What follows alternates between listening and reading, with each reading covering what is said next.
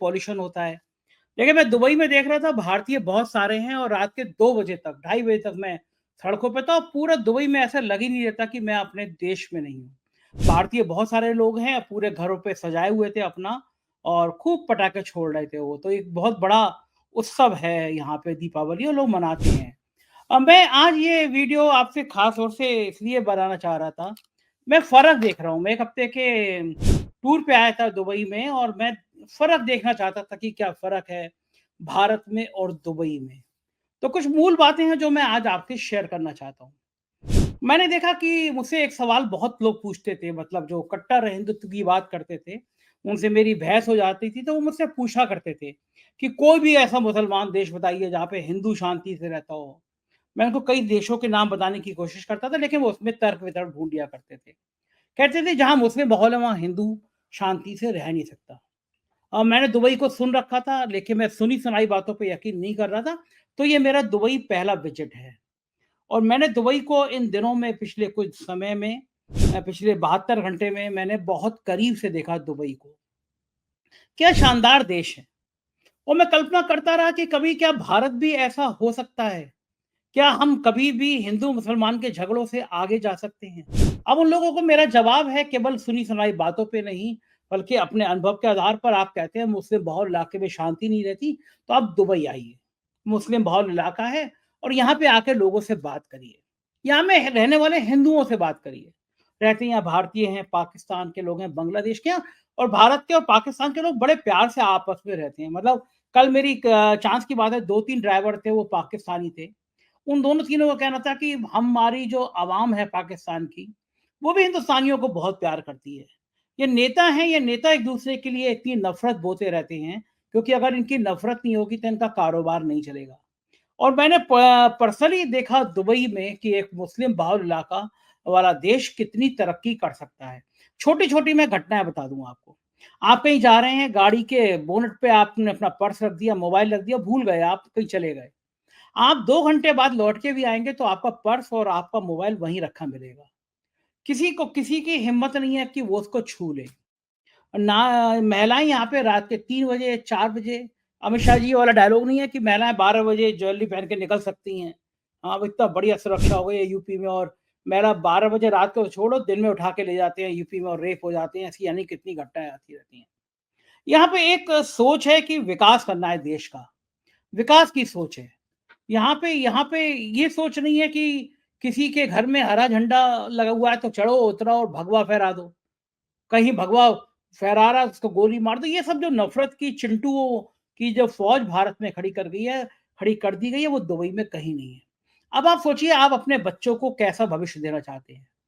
एक असुरक्षित भविष्य, पता नहीं होता कि आप ट्रेन में सफ़र कर रहे हैं, कोई जो यूनिफ़ॉर्म पहना हुआ आदमी जिस पे आप सबसे भरोसा करते हैं वो अपनी राइफ़ल उठाता है और आपकी दाढ़ी देखता है और आपकी टोपी देखता है और आपको मार देता है। ये जो ज़हर दिमाग में बो दिया गया है, वो ज़हर कम से कम इन ऐसे देशों में कहीं दिखाई नहीं देता। आप हिंदू हैं, आराम से मुस्लिम बाहुल इलाके में घूमिए, मस्जिद में घूमिए, मंदिर बना हुआ है अबू धाबी में, वहाँ घूमिए, किसी को कोई फ़र्क नहीं पड़ता। मुस्लिम बहुल देश है लेकिन बहुत खुला हुआ देश है। इतने शानदार क्लब हैं, रात को की पार्टी जिनको करनी है वो क्लब में जाएँ। क्लब में जैसे मैं नहीं सोचता कि भारत का कोई भी क्लब इतना मॉडर्न हो सकता है जैसा दुबई के क्लब हैं। मैंने जाके देखा उन क्लब में भी, मैंने पार्क में भी जाके देखा, मैंने इनकी स्टीमर भी देखे और मैंने इनका दुबई को महसूस किया। मॉल में जाइए आप, दुबई मॉल शायद दुनिया के सबसे बड़े मॉल में एक होगा। क्या विकास की सोच है। एक दुबई फेस है। आप इतनी ऊँचाई तक आप लिफ्ट इतनी तेज़ी से चलती है, बुर्ज खलीफा है। मतलब पूरा देश एक ऐसी सोच पर है जो विकास की सोच है। और हमारे नेता क्या करते हैं? हमारे नेता कहते हैं जब वोट आता है तो कहते हैं कि अगर कांग्रेस के घोषणा पत्र में है, तुम्हारी सारी संपत्ति मुसलमानों को दे देंगे। ये तुम्हारी टोटी खोल के ले जाएँगे, ये तुम्हारी बकरी चुरा के ले जाएँगे, ये तुम्हारे जेवर बेच के ले जाएँगे। एक हमारा नेता केंद्रीय मंत्री है, वो बात-बात पे कहता है कि पाकिस्तान चले जाना चाहिए, पाकिस्तान चले जाना चाहिए। मैं कई बार सवाल करता हूँ कि ठीक है भैया, जो आपको लगता है कि जो देश में सेकुलर बात करता है उसको पाकिस्तान चले जाना चाहिए। तो पाकिस्तान जाना क्या कोई बहुत बड़ा गुनाह है, नरक है क्या पाकिस्तान जाना? हमको तो याद है हमारे प्रधानमंत्री 2014 से पहले हर जनसभा में कहते थे कि हमारा शहीद हेमराज एक बहादुर सिपाही था जिसका सिर काट के पाकिस्तान के लोग ले गए थे, आर्मी ले गई थी। हमारे प्रधानमंत्री जी ने घूम-घूम के कहा कि भाइयों और बहनों, सरकार ऐसी, हुकूमत ऐसी होनी चाहिए, नहीं होनी चाहिए, जो पाकिस्तान में घुसकर शहीद हेमराज का सिर वापस लेकर आए। अब बताइए देश में रहने वाला ऐसा कौन-सा नागरिक होगा जो ये मना कर देगा कि हुकूमत ऐसी नहीं होनी चाहिए? हुकूमत बदल गई, साहब सत्ता में आ गए। अब लोगों को लगा अब तो प्रधानमंत्री पद की शपथ ले रहे हैं, शपथ लेने के 1 महीने के अंदर पाकिस्तान में घुसेंगे साहब, लाल-लाल आँखें करके और घुसेंगे और हेमराज जी का सिर जिस अवस्था में हो वो ला के उसका दाह संस्कार करेंगे। लेकिन हुआ क्या कि जब शपथ ग्रहण हो रही थी हमारे साहिब की, तो उसमें हेमराज का सिर जिसने कटवाया होगा उन प्रधानमंत्री जी को न्योता दिया, नवाज़ शरीफ को न्योता दिया। अब लोग हैरान कि इनके इशारे पे तो हमारे हेमराज का सिर काटा गया, उनकी आर्मी ने, उनके आतंकियों ने, ये तो उल्टा उल्टा उनको न्योता मिला हुआ है। क्या बात वहाँ खत्म नहीं हुई। कुछ दिन बाद हमारे प्रधानमंत्री जी विदेश से लौट रहे थे, उस समय विदेश मंत्री ज़्यादा थे, अभी भी विदेश मंत्री ज़्यादा हैं प्रधानमंत्री से, और लौटते-लौटते बोले कि जहाज़ जो है पाकिस्तान में उतार दो, मुझे नवाज़ शरीफ को हैप्पी बर्थडे कहना है।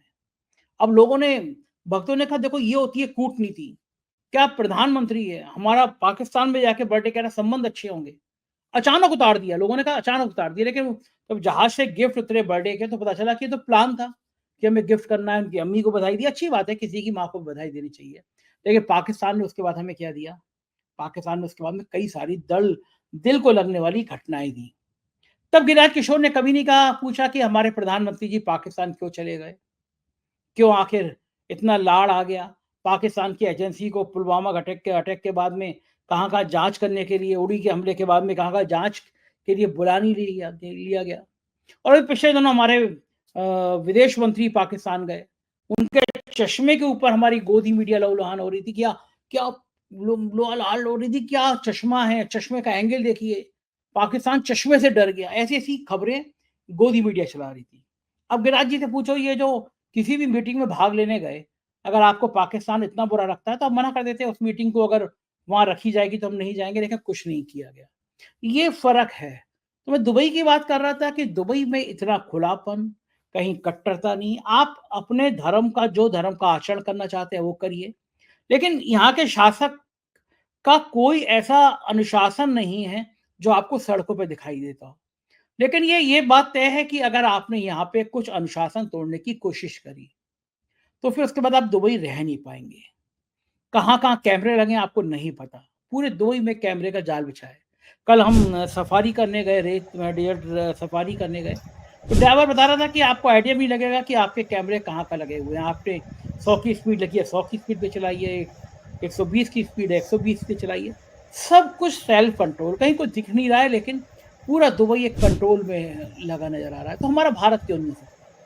दुबई के शासक को कभी आपने देखा हो कि मुस्लिम लोग इकट्ठे हो जाओ, इस्लाम खतरे में, हिंदू खतरे में, ये सब करते हुए देखा है? ये सब हमारे देश से कब खत्म हुआ? हमारे देश के जो नेता हैं, लाइन से देख लीजिए आप, एक बार नेट पे सर्च कर लीजिए, कौन से नेता का बच्चा भारत के स्कूल में पढ़ता है? कौन सा नेता बीमार पड़ जाने पे भारत के स्कूलों में इलाज कराता है? नेता अपने बच्चे पढ़ाएँगे विदेश में, नेता अपने बच्चों की नौकरी चाहेंगे विदेश में, और यहाँ के लोगों से क्या चाहेंगे? यहाँ के लोगों से चाहेंगे कि वो आप जाए ऊपर, मस्जिद में झंडा फहरा दे, भगवा झंडा फहरा दे, किसी के घर में घुस जाए, किसी के घर में घुस के झंडा फहरा दे, उसके बाद आतंक मचा दे और फिर शहरों में आग लग जाए, गाँव में आग लग जाए। ये सब नफ़रत का जो बाज़ार खड़ा कर दिया गया है भारत में, वो पता नहीं कब होगा। हम कल्पना कर सकते हैं कि भारत कभी ऐसा मौका आए कि भारत भी दुबई जैसा डेवलप शहर हो। अब आप मुझे सोचिए कि आप बिल्कुल दिल पे हाथ रख, भारत का सबसे सुरक्षित राज्य कौन-सा है? कहाँ आपको हिंदू मुसलमान के फसादों की आग नज़र नहीं आती? जिन राज्यों में शांति है, जिन राज्यों में अभी सांप्रदायिक हिंसा की खबरें नहीं पहुँची हैं, सांप्रदायिकता का तवा नहीं चढ़ा है, वहाँ भी तवा चढ़ाने की कोशिश की जा रही है। क्योंकि सत्ता का मुख्य काम यही है कि आपके और किसी दूसरे मज़हब के बीच में एक दीवार खड़ी कर दी जाए। आप बताइए, टीवी चैनल ना बुलेटिन चला रहे हैं, स्पेशल शो चला रहे हैं, कटोगे तो बटोगे का क्या ज़बरदस्त रिएक्शन आया है। कटोगे तो बटोगे अब महाराष्ट्र में भी पॉपुलर हो गया। कटोगे तो बटोगे, मैं जो उल्टा बोल रहा हूँ कि बटोगे तो कटोगे, बटोगे तो कटोगे, ये नारा महाराष्ट्र में भी हो रहा है। बटोगे तो कटोगे नारा झारखंड में भी हो रहा है। हमारे टीवी चैनल पे शो चला रहे हैं कि बटोगे तो कटोगे। हमारे टीवी चैनलों पे बैठ के इसकी निंदा की जानी चाहिए कि ये एक देश के सबसे बड़े राज्य का मुख्यमंत्री, देश का प्रधानमंत्री इस देश में ये कैसे कह सकता है कि बटोगे तो कटोगे? किसने कौन किसको काटता है? और क्या अगर काट दिया तो फिर आप 10 सालों में कर क्या रहे हो? कहाँ कटा 10 सालों में? 11 साल हो गया होने को आ गए आपको। कौन-सी जगह पे केवल इसलिए कट गया कि बँट गए थे हिंदू? आप हिंदू को दलितों को आप मंदिर में नहीं चलने देंगे। दलितों को आप घोड़ी पे नहीं बैठने देंगे। क्यों आपने राम मंदिर का पुजारी ब्राह्मण बनाया? ब्राह्मण में कोई लाल लगे हुए हैं? अगर आपको इतना ही अच्छा लगता है, आपको लगता है कि बटेंगे तो कट जाएँगे, बाँटना नहीं है, तो एक संदेश देते, राम मंदिर का पुजारी दलित बनाते। कहते कि देखो भैया राम भगवान राम ने शबरी के झूठे बेर खाए थे, तो हम उस समुदाय का एक व्यक्ति आज पुजारी बना दे रहे हैं। आपको जब मुख्य जगह बैठाना होगा, तो आप ब्राह्मण को बिठाएँगे, आप ठाकुर को बनाएँगे, आप बनिए को बिठाएँगे। और जब आपको झंडे फहरवाने होंगे, तो आप किसी किसी ऐसे आदमी को जब आपको काँवड़ यात्रा निकालनी होगी, तो आप पिछड़ों को, दलितों को ऐसे ढूँढेंगे। क्योंकि आपको लगता है कि ये समुदाय तो वोट देने के लिए है।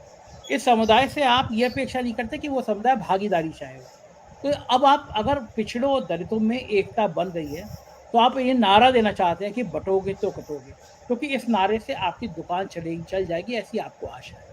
तो क्या ऐसी उम्मीदों के साथ क्या दुबई बन सकता है? भारत का कोई भी राज्य दुबई बन सकता है? ऐसी नीट एंड क्लीन सड़कें। हमारी गाड़ी जा रही थी, हमने कहा यार टोल टैक्स नहीं लगते। उसमें हमारे मित्र वो गाड़ी चला रहा था, उसने दिखाया ऊपर कि एक हमारा ओवरब्रिज था, उसके नीचे से एक गाड़ी निकली हमारी, ऊपर एक चलने के लिए फुटपाथ सा था और उसी के ऊपर कैमरे लगे थे। आपकी गाड़ी अगर 100 की स्पीड से जा रही है, 1 सेकंड आपको नहीं रोकनी, उसी समय आपका जो टोल टैक्स है वो कट जाएगा। और हमारे यहाँ दिल्ली, गुड़गाँव में चले जाइए आप रास्ते में, नोएडा की तरफ चले जाइए, टोल टैक्स के नाम पे किलोमीटरों की लंबी लाइन लग जाती है। ये हमारा भारत महान बना रहे हैं। और किन चीज़ों में बना रहे हैं कि आप विकास की, डेवलपमेंट की बात नहीं कर रहे आप। मतलब बड़े-बड़े मॉडल ऐसे नहीं बना रहे। टूरिज़्म के नाम पे क्या बना रहे हैं? टूरिज़्म के नाम पर आप कोई मॉडर्न तरीका नहीं अपना रहे। आप अमेरिका से आए हुए व्यक्ति को कह रहे हैं कि नहीं, नहीं, नहीं, यहाँ पे आपको ना हम लोग बहुत बढ़िया गंगा जल देंगे, गौमूत्र पिलाएँगे आपको, आपको गीता पढ़ाएँगे। ठीक है, बहुत अच्छी बात है, भारत की संस्कृति का विकास करना चाहिए।